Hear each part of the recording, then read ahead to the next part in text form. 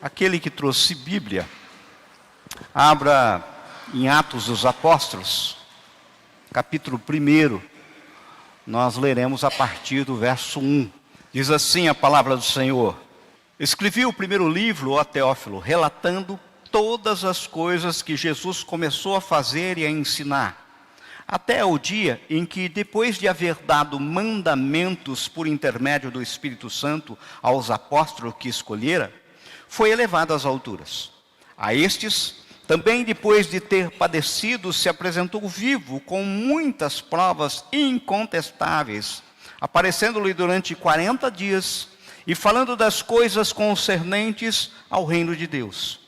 E comendo com eles, determinou-lhes que não se ausentassem de Jerusalém, mas que esperassem a promessa do Pai, o qual disse ele: de mim ouvistes. Porque João, na verdade, batizou com água, mas vós sereis batizados com o Espírito Santo, não muito depois desses dias. Então, os que estavam reunidos lhe perguntaram: Senhor, será este o tempo em que restaurares o reino de Israel?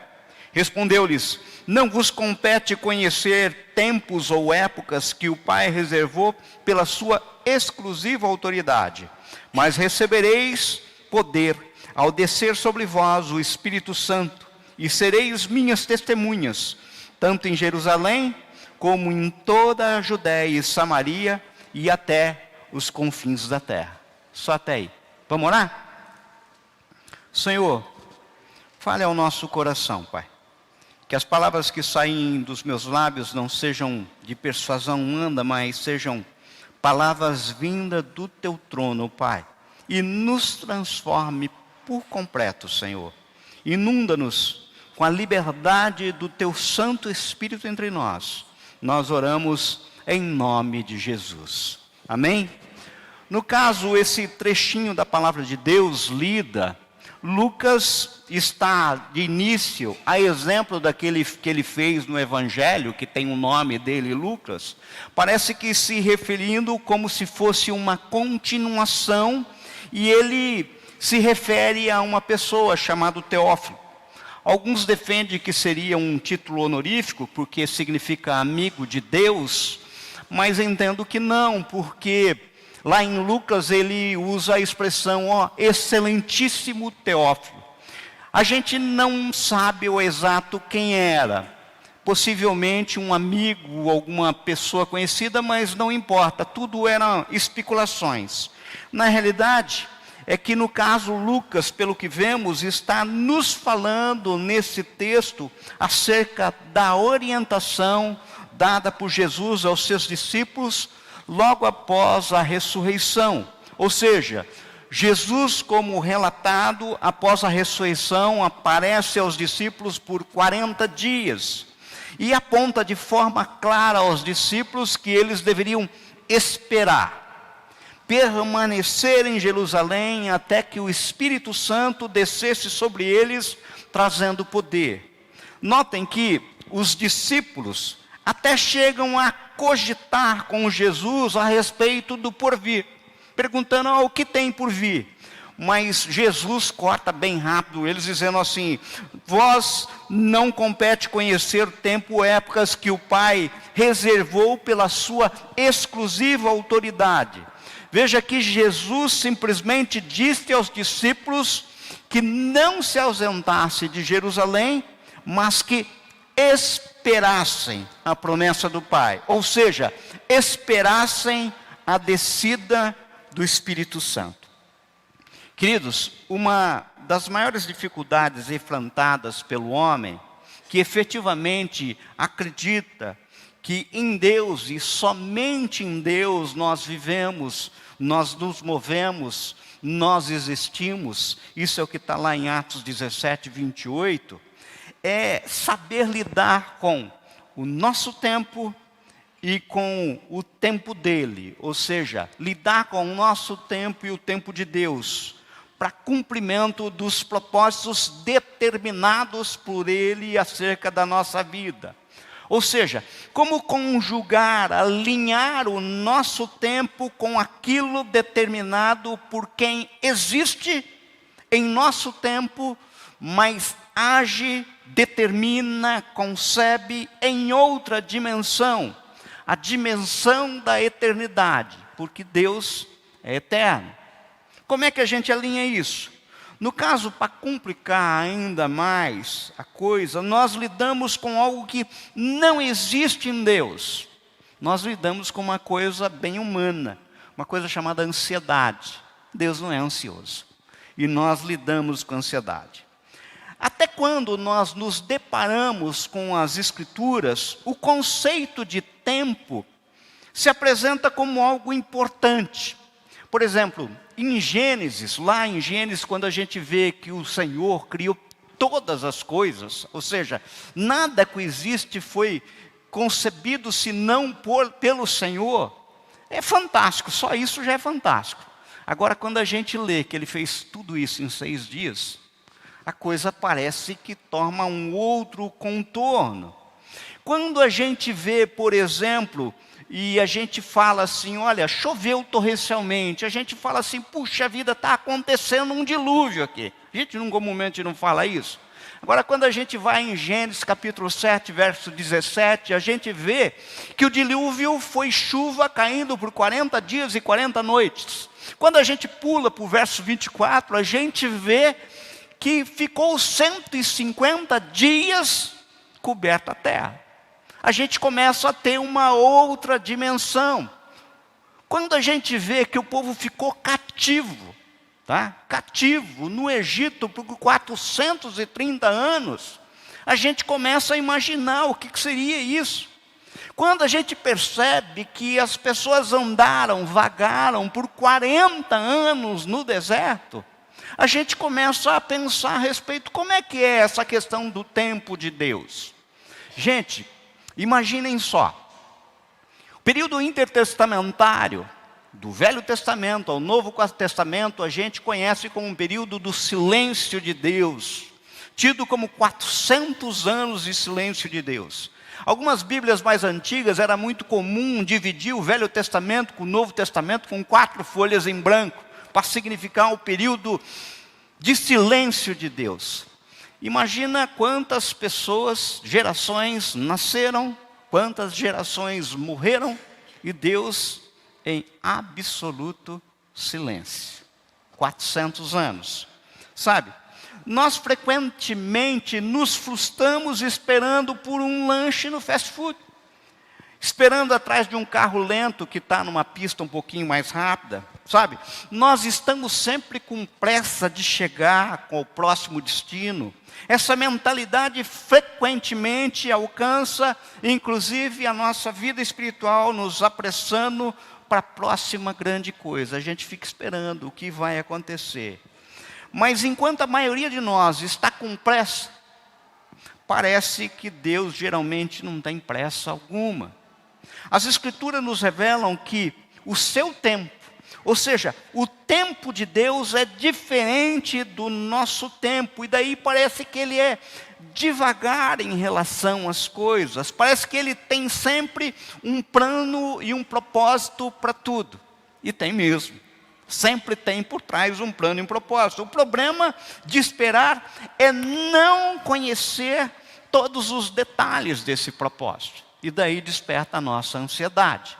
Como é que eu conjugo o meu relógio com o tempo de Deus? Na nossa perspectiva, temos tudo resolvido. Nós queremos que Deus haja dentro do nosso cronograma. Eu tenho certeza que as pessoas vieram aqui com a mente, já com o coração voltado, olha, eu gostaria de pedir isso para Deus, e você já tem no teu coração qual o tempo que você gostaria que Ele respondesse a tua oração. De preferência assim, né? Imediatamente. Sabe?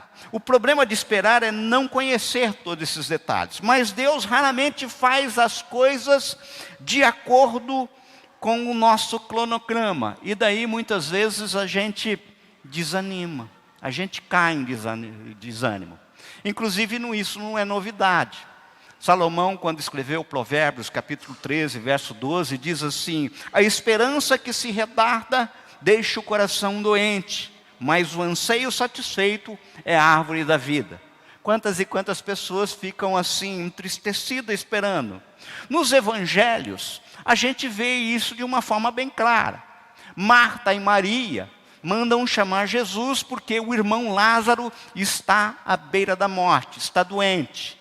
Quando Jesus chega, imediatamente elas vão a Jesus e acusam ele praticamente de ter demorado demais. É comum achar que a bênção está demorando. Em meio à luta, acreditamos que as coisas não vão dar certo. Muitas vezes a gente pega assim e fala assim, está demorando demais, eu vou até desistir. Percebam que no caso, diante da ordem expressa que veio do Senhor aos discípulos, era isso, esperem. Esperem, é isso que o Senhor falou, esperem em Jerusalém.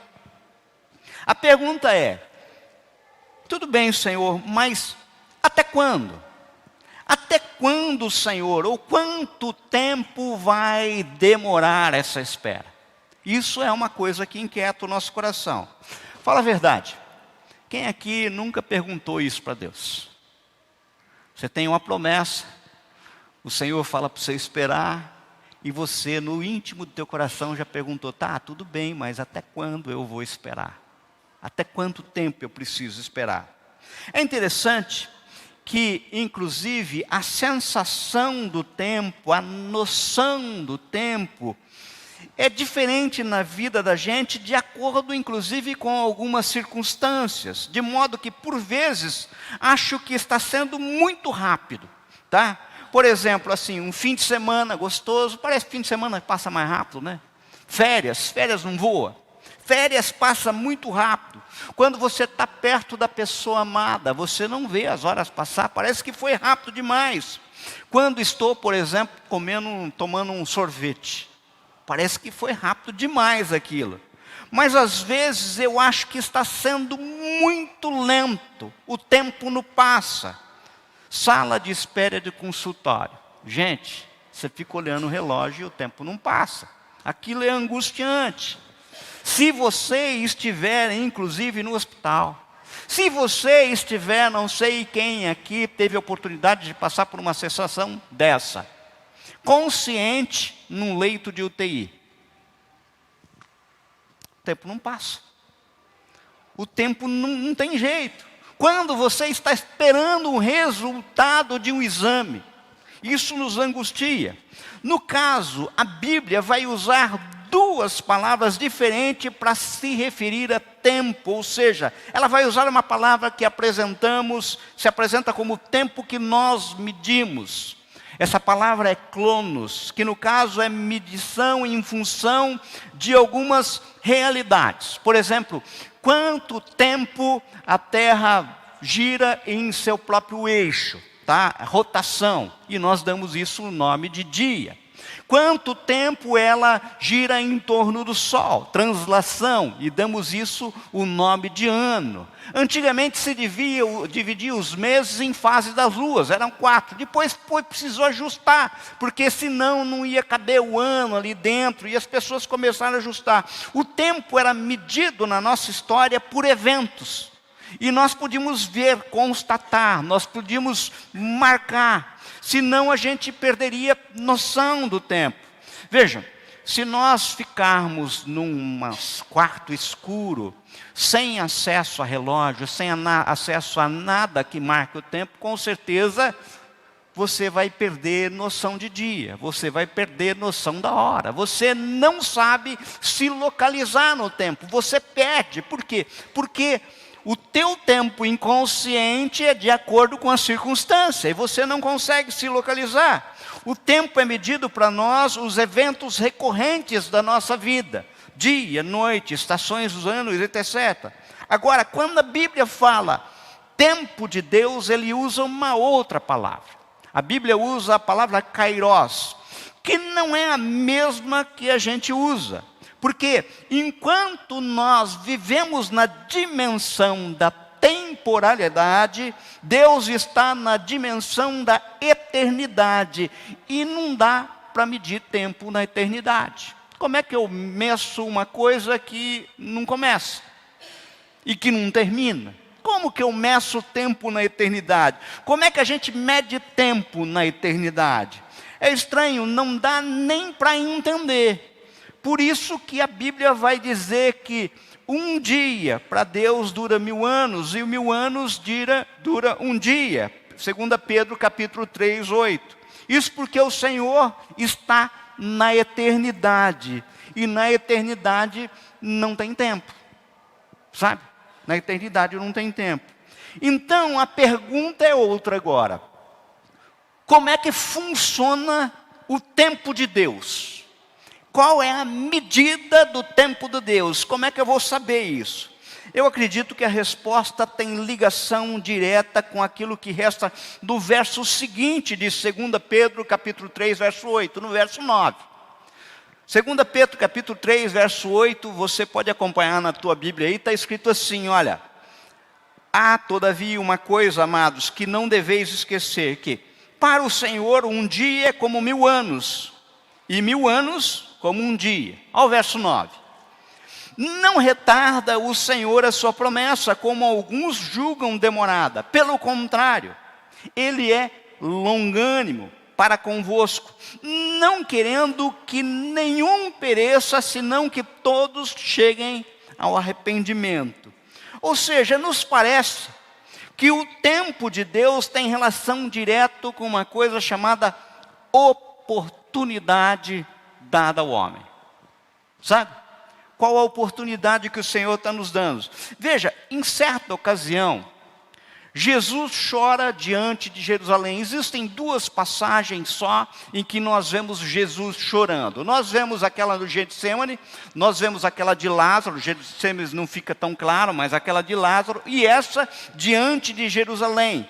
Lucas capítulo 19, verso 41 a 44. Acompanhem comigo como é que está retratado lá. Ó. Quando ia chegando, ele estava chegando perto de Jerusalém. Vendo a cidade, chorou. Jesus chorou. E dizia, se conheceras a ti mesmo, ainda hoje, o que é devido à paz, mas isto está agora oculto aos teus olhos. Pois sobre ti virão dias em que os teus inimigos te cercarão de trincheiras, e por todos os lados te apertarão o cerco. E te arrasarão aos teus filhos dentro de ti. Não deixarão em ti pedra sobre pedra, porque não reconheceste a oportunidade da tua visitação.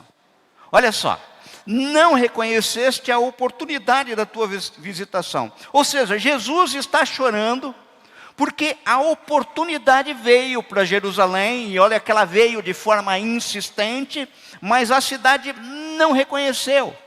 A cidade não aproveitou a oportunidade, é isso que está claro no texto. Então, quando eu me deparo com essa pergunta, como é que funciona o tempo de Deus? Qual é a medida? Até quando? A resposta está justamente no verso 8 de Atos 1 que nós lemos. Até descer sobre vós o Espírito Santo. A oportunidade oferecida por Deus está no seu Espírito. Porque sem o Espírito não há revelação. Então você não consegue determinar a oportunidade se não for através do Espírito. Enquanto não descer, até quando? Enquanto não descer. Como Deus conta o tempo? O relógio de Deus não marca horas, não marca minutos, dias, anos. Na realidade, o relógio de Deus marca oportunidades. Medidas pelo derramamento de seu Espírito sobre a nossa vida. Aqui eu vejo algo diferente. Percebam que nesse sentido é o inverso daquilo que imaginamos, pois quanto mais, melhor. Quanto mais derramamento de Deus sobre minha vida, melhor. Não é quanto mais tempo, melhor. O conceito aqui não é de tempo. O conceito aqui é de quantidade. Ou seja, quanto mais Deus se derramar através do seu Espírito sobre a minha vida, melhor. Sabe? É assim, ó. Quanto mais sorvete, melhor. Quanto mais bala da Marlene, melhor. Sabe? Quanto mais bolo da Cláudia, melhor. As coisas que eu estou lembrando assim, olha, quanto mais, melhor. Quanto mais eu possa receber desse derramar do Espírito Santo sobre minha vida, melhor. Há uma mudança do critério de medida, que não será mais tempo, mas sim quantidade. Daí o questionamento muda. Não sei se vocês estão copiando o meu raciocínio. O questionamento muda. A grande pergunta é: quanto do Senhor eu preciso? Quanto da graça do Senhor é necessário para enfrentar o hoje, o aqui, o agora? Acontece que quando nós pensamos assim, logo surge uma outra pergunta. Porque eu sempre vou querer trazer para a minha realidade essa expressão do tempo de Deus que tem influência direto no meu cronos, tem influência direto no meu relógio. Pois sei que esse derramar tem influência em como eu lido com o tempo. Está demorando, não está demorando. Como é que eu acalmo meu coração diante dessa circunstância? Dia nasce, dia passa, ano vem, ano chega. Como é que eu faço? Como enfrento aquilo que não tenho controle, pois não tenho controle do relógio? Como é que eu conjugo isso? Os relógios, inicialmente, eles eram marcados pelo sol. Tá? O primeiro relato que existe de um relógio de pulso, por exemplo, é de 1814. Tá? Até antes eram alguns relógios que eram marcados pura e simplesmente pelo movimento do sol. No caso, o tempo que é medido tem o caráter de ser uma referência de vida. Nós temos referência da nossa idade. Nós temos referência do tempo, da semana. Quer seja uma pessoa ou uma comunidade, pelo que eu preciso tentar entender. Quais são as referências que medem o tempo de Deus no meu tempo? Essa é a grande questão dessa noite. Qual é a referência para eu medir o tempo de Deus, Kairos, dentro do meu tempo, Cronos? Ou seja, como funciona esse negócio do derramar do Espírito de Deus no meu tempo? Como eu posso misturar o tempo de Deus com o meu tempo? Essa é a pergunta dessa noite. Como é que eu faço? E daí eu vou encontrar a resposta no livro de Hebreus, capítulo 12, que vai me dar uma ideia sobre essa medida do derramar de Deus, que constrói eventos a partir do derramamento do Espírito sobre nossa vida. E no caso, eu preciso de antemão observar duas coisas. Primeira coisa que eu gostaria que você observasse, preste atenção aqui em mim, que no meu tempo eu não tenho influência nenhuma, ou seja, eu fico esperando o relógio badalar, eu não faço nada para ele badalar, eu não consigo alterar, não tem como eu parar o tempo, não dá, eu não tenho controle nenhuma. Agora, no relógio de Deus, há uma espécie de interação entre aquele que Deus ama, eu, você, e o próprio Deus que está se derramando na nossa vida. Pelo que as badaladas, vamos pensar assim, as badaladas do relógio são feitas em conjunto. De que forma? Onde Deus se revela e eu o busco. É o agir de Deus e a corresponsabilidade humana. Assim, na medida em que eu leio Hebreus 12, eu vou aprendendo a respeito dessas coisas, digamos assim, badaladas do relógio de Deus, que é feito em conjunto comigo. E daí eu percebo que existe uma espécie de engrenagem sustentada pelo amor de Deus e pelos seus propósitos em relação à nossa vida, que é nos resgatar, nos transformando de glória em glória à imagem do seu Filho Cristo Jesus. 2 Coríntios, capítulo 3, verso 18. Parece complicado, né?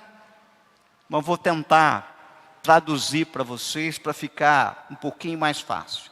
Hebreus 12, ao mesmo tempo que nos revela os passos necessários para alcançar santidade necessária para ver Deus, porque diz que sem santidade ninguém verá a Deus, é o que está em Hebreus 12, 14, nos aponta que o tempo de Deus é medido como se fosse uma corrida, uma maratona. E é interessante o autor comparar o tempo de Deus com uma maratona, porque a maratona, gente, ela é um jogo, ela é uma competição, em que nós praticamos como homens, em que o tempo e a quantidade se misturam. Eu misturo tempo e quantidade. Quanto tempo dura uma maratona? É interessante essa pergunta. Eu posso cronometrar uma maratona, mas a maratona só termina quando todos os corredores completam 42.195 metros. A maratona é uma medida de distância, é uma quantidade. Eu posso até cronometrar, mas a maratona é percorrer 42.195 metros. Ou seja, a medida não é o relógio, mas é a quantidade. E a chegada, e tem muito a ver com o tempo de Deus.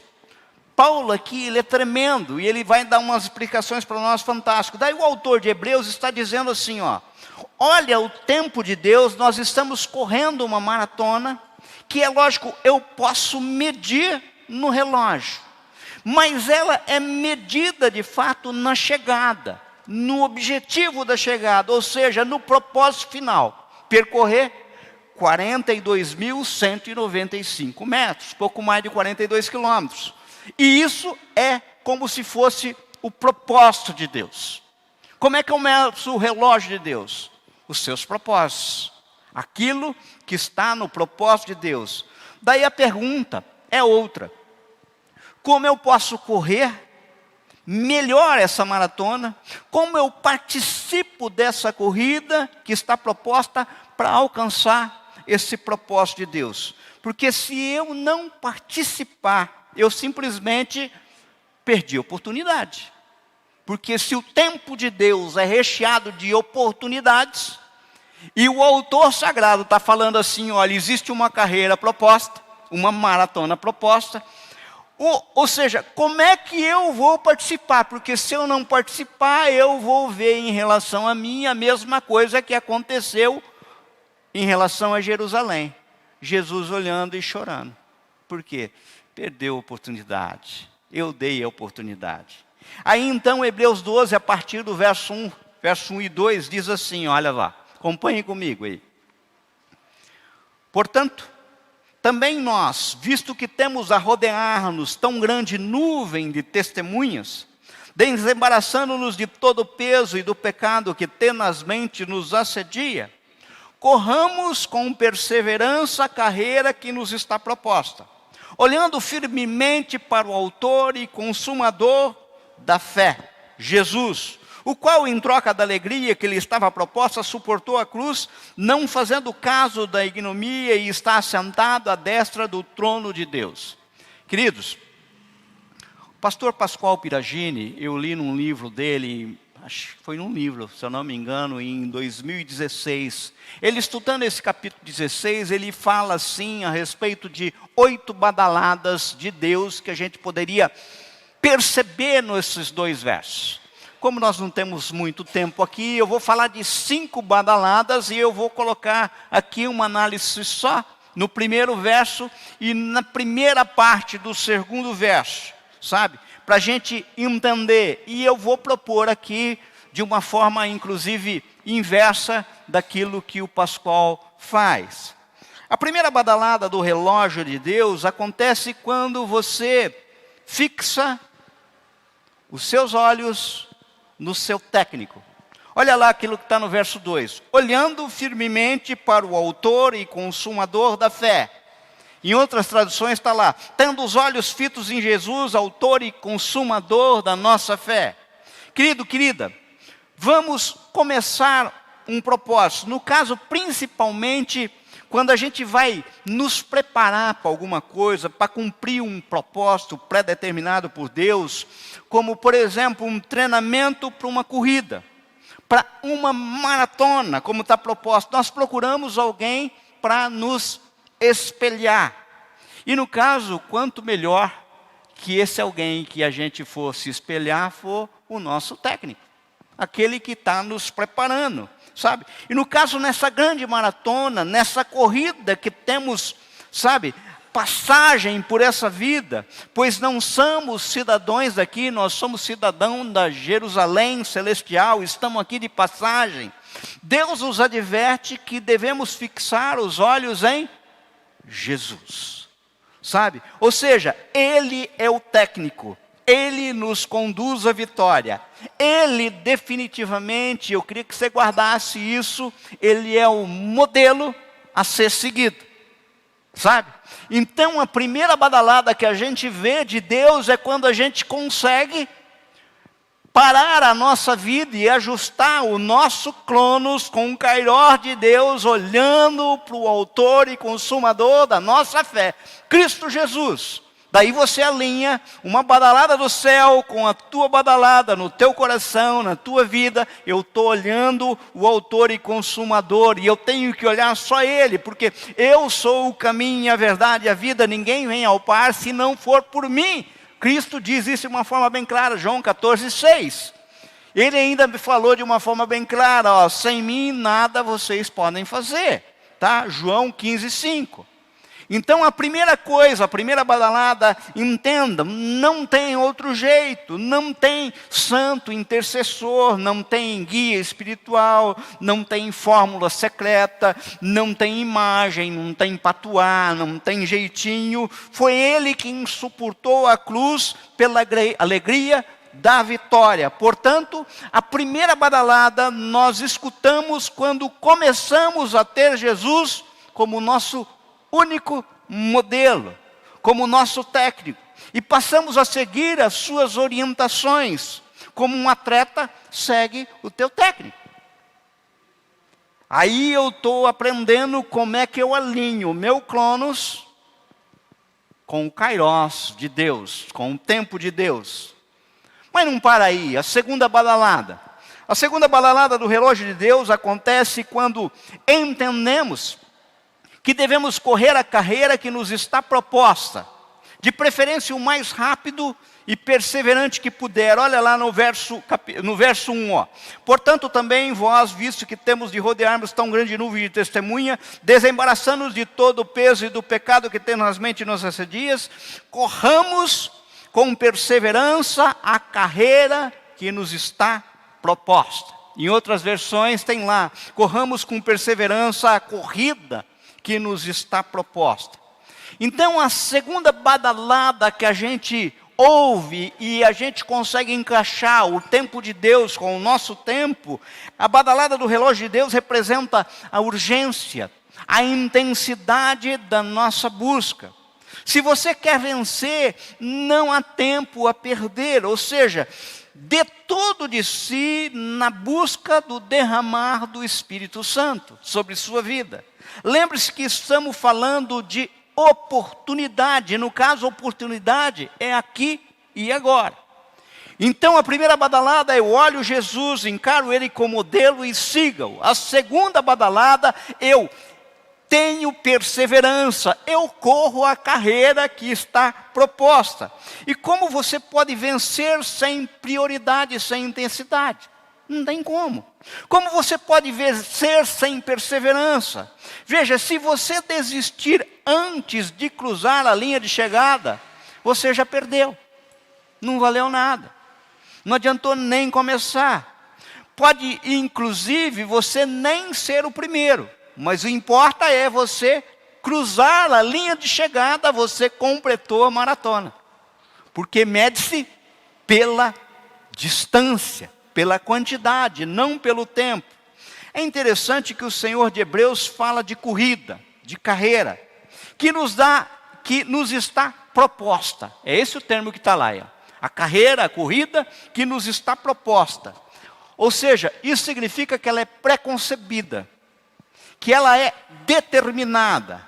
O que isso significa de uma forma bem clara, bem evidente para nós? Primeiro, que não existe atalho. É 42.195 metros. É aquilo que foi proposto como maratona. A jornada, ela é proposta, não tem atalho. A primeira coisa. A segunda coisa que fica claro para nós aqui, é que atalho significa desqualificação. Se você se propõe a entrar numa maratona para correr os 42.195 metros e no meio do caminho você tomar um atalho, você vai ser descoberto e você vai ser o quê? Desqualificado, desclassificado. Vocês lembram, não sei se vocês lembram aqui, em 2017, teve um casal, pai e filha, na São Silvestre, que fez um atalhozinho. E entrou na carreira, lá no finalzinho, e a televisão chegou a filmar eles como bem colocado, depois foram descobrir que, na realidade, eles cortaram o caminho, né? Eles cortaram o caminho, é lógico que foram desclassificados, né? Mas teve o tempinho de sucesso dele na televisão, mas foi o quê? Desqualificado. Por isso, meu querido, minha querida, a gente tem que ir até o final com o propósito de Deus. Não tem atalho. Qualquer atalho é desqualificação. Mas não para aí. Então eu tenho uma primeira badalada, eu olhar Jesus como autor e consumador da minha fé, como modelo a ser seguido, como meu técnico, aquele que está me mostrando a conjugação da oportunidade com o meu cronos, Kairos de Deus com o cronos, o meu relógio. Depois o Senhor está me colocando aqui de uma forma bem clara que existe uma carreira. Existe algo a caminhar, existe algo que está proposto. Inclusive os cristãos eram reconhecidos como aqueles na caminhada. Tá? Aqui o apóstolo Paulo fala de carreira, uma carreira proposta. A terceira badalada do relógio de Deus acontece quando você se livra do pecado. Olha o verso 1, olha só. Portanto, também nós, visto que temos que rodear-nos tão grande nuvem de testemunha, desembaraçando de todo o peso e do pecado que tenazmente nos assedia. Em outras versões está valendo assim, pecado que nos envolve. A próxima badalada tem a ver com retirar da sua vida, da minha vida, o que possa efetivamente nos desqualificar. Veja que o que nos desqualifica no derramar do Espírito Santo é o pecado nas nossas vidas. Queridos, preste atenção aqui. Quantos e quantos atletas, quando estão preparando para fazer alguma competição, prestam muita atenção, inclusive com relação aos medicamentos que podem tomar. Porque uma simples dor de cabeça, dependendo do medicamento que ele tomar para aquela dor de cabeça, vai ser acusado no exame antidoping e ele vai ser desqualificado. Aqui é mais ou menos a mesma coisa. O que desqualifica a gente? Pecado. E é interessante perceber, como aponta o autor de Hebreus, o pecado nos envolve. O pecado nos assedia. O pecado se enrola em nós. O pecado é coisa que nos amarra. O pecado gera vínculos que, quando quebrados, nos fazem sofrer algumas perdas, sabe? Tem preço. É interessante, não sei se vocês lembram, agora, hoje em dia caiu na moda, porque desqualificou todo mundo, né? Mas o pessoal do Lava Jato, ele fez acordo quando ele comparava a pena que ele podia sofrer com uma pena mais leve. Daí ele fazia acordo de delação, né? É isso mais ou menos que a gente tem que entender. Qual que é a pena que eu vou receber na eternidade? E eu tenho que fazer a minha opção. Meu querido, minha querida, o relógio de Deus não vai bater até que a entrega da sua vida seja rendição total, incondicional. É você se livrar do pecado. Entenda. Pecado desqualifica. Contam uma história, sabe, que Hadley Page, ele é um pioneiro da aviação. Ele estava fazendo uma viagem e uma certa vez ele pousou num lugar meio esmo e depois ele decolou novamente. Quando ele decolou, ele começou a ouvir um barulho estranho. e aquele barulho estranho que ele estava ouvindo dentro do seu avião, ele logo concluiu: tem um roedor aqui no meu avião, possivelmente algum rato entrou aqui. E ele já ficou tentando imaginar o estrago que esse rato poderia estar fazendo, roendo as engrenagens, os fios daquela aeronave. Quando ele lembrou disso e viu, ficou apavorado, e ele lembrou de algo que ele tinha ouvido há muito tempo: que os roedores não aguentam altas altitudes, porque eles têm dificuldade de respirar. Ele mais do que rapidamente puxou o manche do seu avião, meteu potência e foi o mais alto que ele podia, até o ponto de ele mesmo ter dificuldade de respirar. Quando ele foi mais alto, de repente ele percebeu e o barulho do roedor cessou. E o coração dele tranquilizou. Quando ele pousou, ele encontrou o rato morto lá atrás da cabine. Ou seja, pecado te assedia, vai para o alto. Sobe. Vai perto de Deus. Fuja. Procure a altitude. Queridos, queridas, não lute com cobra na pedra. A águia pega a cobra e leva para a altitude. De lá ela pincha a cobra. Não lute nesse terreno. Lute no terreno aonde o teu pai te dá o controle absoluto. E esse controle é lá em cima. É no Senhor, sabe? Agora tem uma quarta badalada. Acontece quando você se livra de tudo que pode atrapalhar você chegar à vitória. Olha só. Ainda no verso 1, ó. Portanto, também nós, que visto que temos de rodear-nos tão grande nuvem de testemunha, desembaraçando-nos de todo peso. Tem algumas tradições que estão escritas assim: livremos-nos de tudo que nos atrapalha. A quarta badalada desse relógio de Deus envolve aliviar peso. E olha que tem gente pesada pra caramba, sabe? Gente que, vou te contar, é um peso. Quando estamos às histórias das Olimpíadas, descobrimos que os recordes estão sendo batidos. E estão sendo batidos por quê? Porque cada vez mais os corredores têm tênis mais leves, mais preparados. Se nós olharmos aquelas Olimpíadas do começo do século passado, vocês viam alguns homens correndo com uns bermudões enormes, umas sapatilhas de couro pesada, e aquilo ia perdendo tempo. E com o passar do tempo, as pessoas foram se dedicando a aliviar o peso.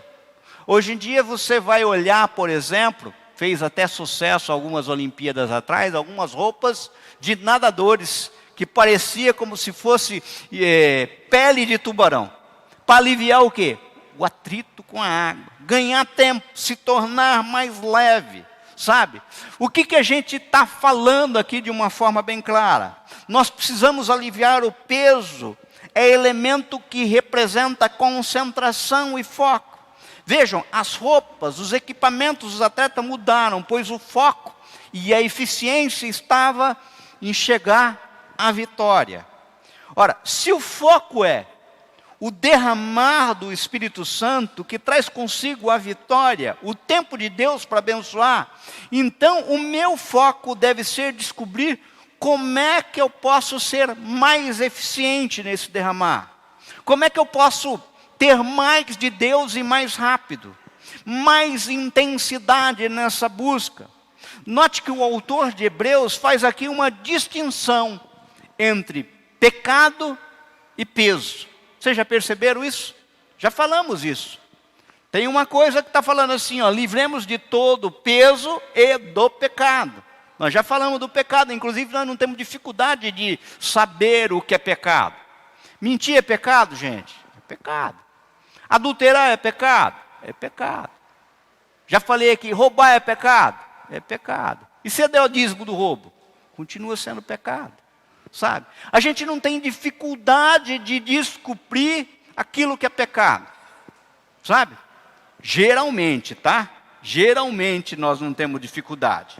Porque pecado, inclusive, a gente acha pecado é aquilo que os outros cometem, né? Eu tenho um problema. Eu não tenho pecado, eu tenho um problema. Agora aqui o autor fala de peso. O que pode ser peso no dia de hoje? Embaraço, coisa que atrapalha. E eu pensando sobre isso, a gente vai em 2 textos de Lucas, capítulo 14, e Lucas capítulo 17, que nos fala de uma forma bem clara o que a gente poderia entender como esse peso. Eu já falei aqui, quando penso sobre isso, me vem à lembrança 2 textos que estão no Evangelho de Lucas. Tá? O primeiro diz que um homem deu um grande banquete e convidou muitos para esse banquete. Agora o texto diz que esses que foram convidados começaram, está em Lucas capítulo 14, a partir do verso 16 a 24. Daí eles começaram a se desculpar para não ir. Ou seja, eles deram justificativas para não ir. O primeiro disse assim, ó, eu comprei uma propriedade e preciso ir vê-la. Por favor, desculpe, eu não posso ir. O segundo, eu comprei uma junta de boi e não posso ir, eu vou experimentá-los. Por favor, me dê, sinta-se escusado. Ainda o outro disse, olha, eu me casei, acabo de me casar, então eu não posso ir. Dei-me por escusado. A palavra diz que nesse momento o Senhor mandou buscar muito coxos, aleijados, mandou buscar todos e trouxe para o seu banquete e deu um decreto. Falou assim, ó, aqueles que recusaram de modo algum sentarão ou provarão do meu banquete. É interessante que essas pessoas em si que deram a desculpa, não estavam cometendo pecado nenhum, porque olha só, comprar um terreno, uma propriedade não é pecado. Comprar uma junta de boi não é pecado. Casar não é pecado. Puxa vida, mas aonde mais a gente vê isso daqui? Olha, quando a gente vai no mesmo Evangelho de Lucas, capítulo 17, verso 26 a 30, nós vemos aqui falando do dia do juízo, o dia de Jesus. Segundo o texto está lá em Lucas 17, 26, 30, onde Jesus diz textualmente assim, olha só. Assim como foi nos dias de Noé, também será nos dias do Filho do Homem. Aqui está falando juízo. O povo vivia comendo, bebendo, casando-se, sendo dado em casamento, até um dia em que Noé entrou na arca. Então veio o dilúvio e os destruiu a todos. Aconteceu a mesma coisa nos dias de Ló. O povo estava comendo, bebendo, comprando, vendendo, plantando, construindo. Mas no dia em que Ló saiu de Sodoma, choveu fogo e enxofre do céu e os destruiu a todos. Acontecerá exatamente assim no dia em que o Filho do Homem for revelado. Aqui, igualmente, aquilo que está em Lucas 14, aqui também nós vemos o quê? Comprar, vender, comer, beber. Isso aí é pecado, gente? Tem algum lugar que está escrito assim, olha, comer é pecado? Não. Só a gula, mas comer não. Beber é pecado? Vender é pecado? Comprar é pecado? Não. Então, o que é peso, gente? Peso é aquilo que na essência não é pecado, mas no conjunto foge do propósito de Deus. E esse tem sido a grande armadilha do inferno contra o mundo moderno.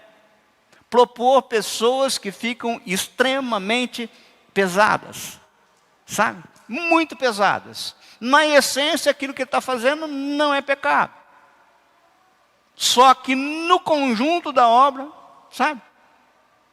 No conjunto da obra. Então a gente tem que entender que aqui tem ligação ao esquecimento daquilo que é prioridade. Sabe? O que é peso? Esquecer aquilo que é prioridade. Prioridade é completar a carreira que nos está proposta. Então a gente vê de uma forma bem clara. Primeiro eu olho Jesus, autor e consumador da minha fé, como técnico. É a primeira badalada do Senhor. Depois eu corro com perseverança a carreira que me está proposta. A carreira é a proposta, não é aquela que eu quero. Perseverança. Depois eu livro-me do pecado, porque pecado me desqualifica. É pré-determinado. Depois eu alivio de todo o peso, aquilo que me atrapalha, aquilo que me incomoda, aquilo que na essência não é pecado, mas no conjunto da obra me afasta de Deus. Agora nós vamos na quinta e última badalada. É aquilo que está no verso 1. A quinta badalada acontece quando observamos e somos motivados. Eu coloquei aqui pela torcida, pelos testemunhos. Olha lá. Portanto, também nós, visto que temos de rodear-nos tão grande nuvem de testemunhas. Por que será que o autor começa esse versículo aqui falando de testemunha, gente? Porque na corrida da vida, no tempo de Deus, nós precisamos de motivação para chegar até o fim. E daí ele está dizendo, olha, se você quer uma maior quantidade de derramamento do Espírito Santo de Deus sobre a tua vida, e quer chegar ao alvo que Deus tem para a sua vida, que é o final dessa corrida, seja motivado durante a corrida pela torcida que está ao teu lado, pelas testemunhas de quem, inclusive, já conseguiu. Bom, mas de onde eu tirei isso?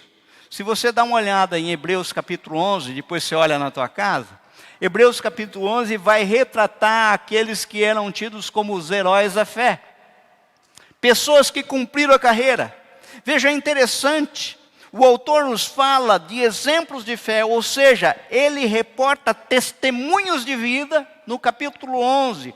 Testemunho de pessoas que alcançaram vitória, cruzaram a linha de chegada. Daí eu fico imaginando, né? E aqui eu vou recordar a avó Chiquinha, imaginar não é pecado, como nas Olimpíadas modernas, e eu já estou caminhando para o final, e eu queria que você acompanhasse comigo esse exercício de imaginação. Pensa comigo, eu estou entrando no estádio, você está entrando no estádio, esse estádio está lotado, sendo televisionado para o mundo inteiro, você desvia o olhar rapidamente daquele alvoroço, daí você olha para a arquibancada, para aquele lugar que você já tinha combinado, aquele lugar pré-determinado, sabe? Você já cansado, desfalecido, meio tonto, com muita dor por completar a corrida, 42.195 metros, mas você consegue visualizar, no cantinho combinado, a tua família de pé. Sabe, Pedrão, você entrando lá e você dá uma olhada assim, e está a Josi lá. Vai lá, Pedrão.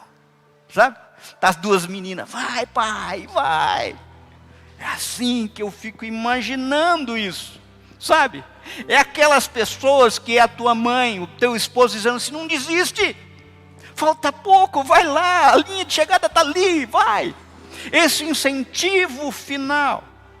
E daí ao mesmo tempo, você é transportado para uma visão da eternidade, tal qual está retratado em Hebreus 11.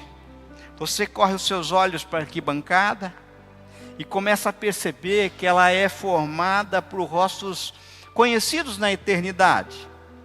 Está lá naquela arquibancada, você consegue conhecer lá, e está lá Abraão, torcendo por você. Está lá Moisés de pé, com a bandeirinha, torcendo por você, Evaldo. Fala assim, ó, vai lá, passa, estou aqui torcendo por você. Está lá o Pedro, sabe? Está lá o Paulo, está lá José, sabe? Eu começo a me atrever e falo assim, ó, até a irmã Chiquinha está lá, com a bandeirinha, fala assim, vai lá, passa, sabe?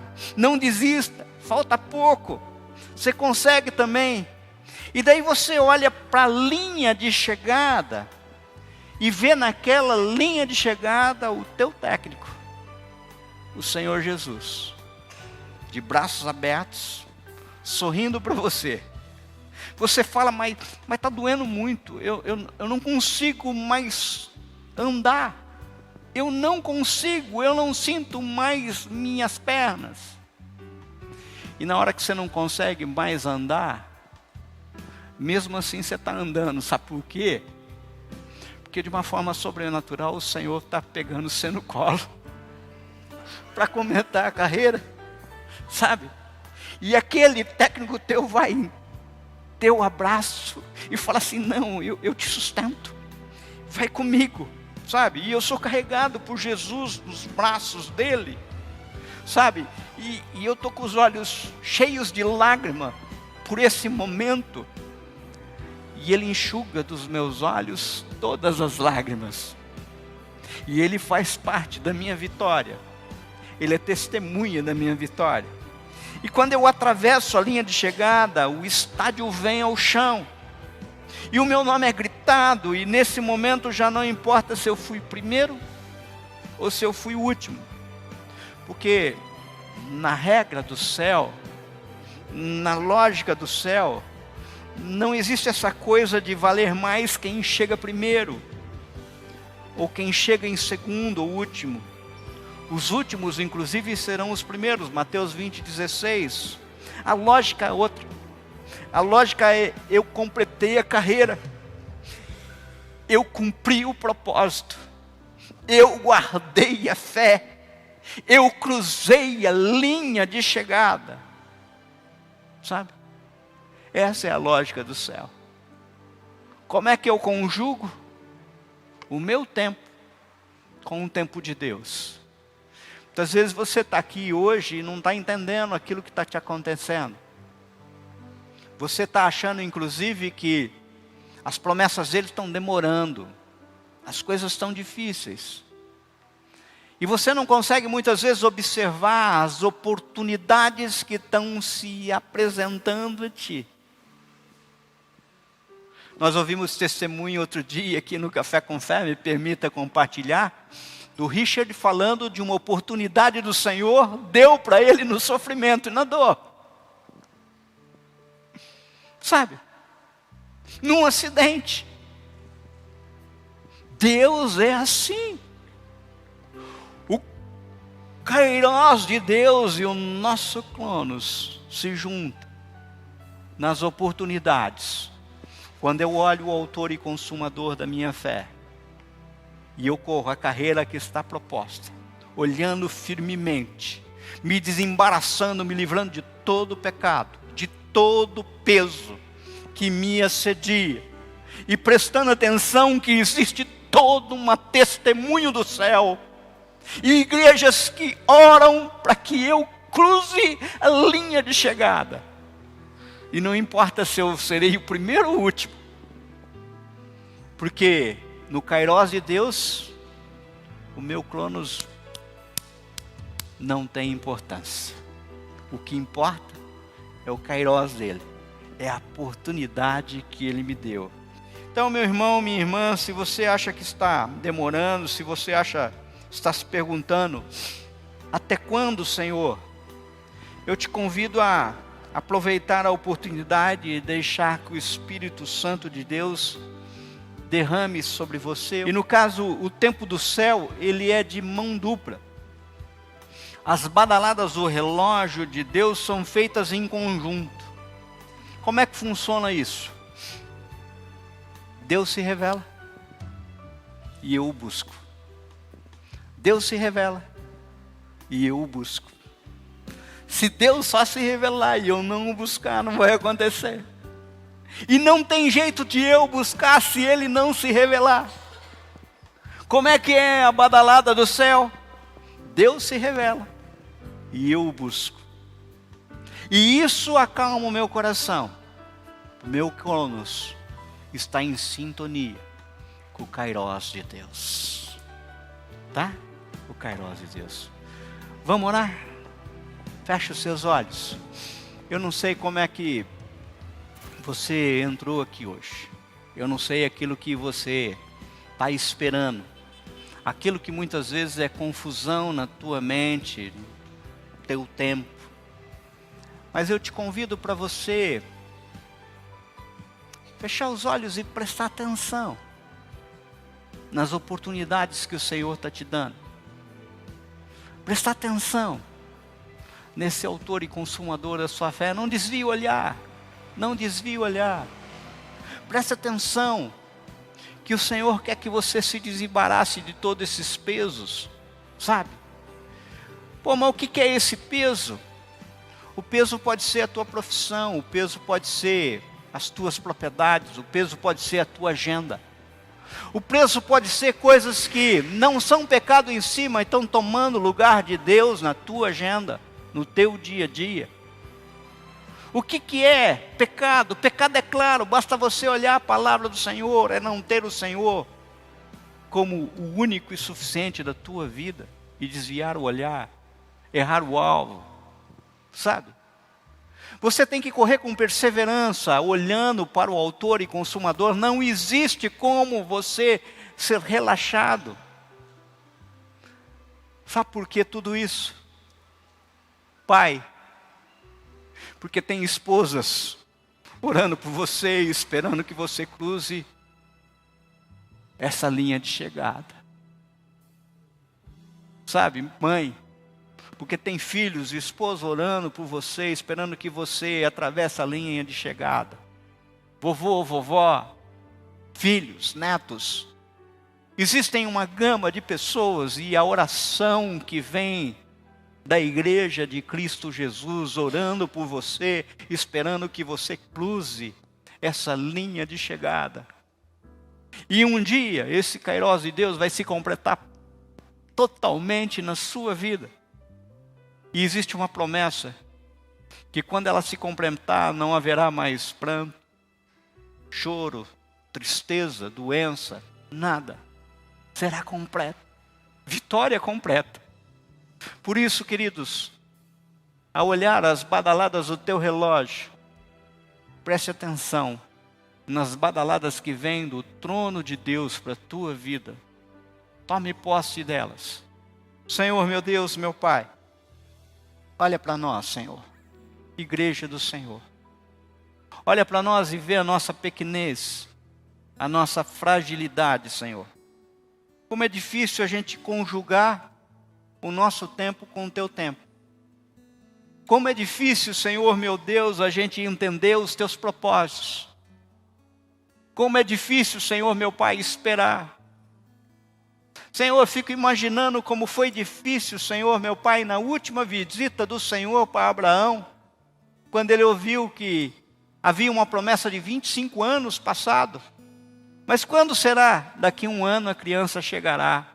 Que ano difícil, demorado.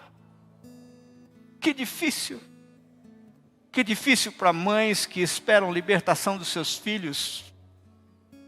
Que difícil, Senhor, meu Deus, para filhos que esperam os seus pais rendidos aos pés da cruz. Que difícil, Senhor, meu Pai. Pais que querem, Senhor, meu Pai, que os filhos venham para aprisco do Senhor. E têm orado, têm clamado. Que difícil, como é que eu conjugo isso?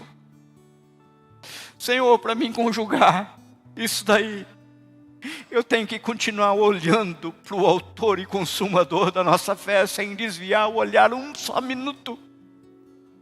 Eu tenho que continuar me livrando desse peso, que são as circunstâncias da vida, dos pecados. E eu tenho que manter perseverança, havendo que existe uma grande nuvem de testemunhas, olhando para a nossa vida. Que eu não envergonhe o teu evangelho, que nós não envergonhemos o teu evangelho, Senhor. Faz isso conosco, Pai. Porque até para isso, nós dependemos do Senhor. Totalmente do Senhor. Por isso nós oramos. Em nome de Jesus. Amém?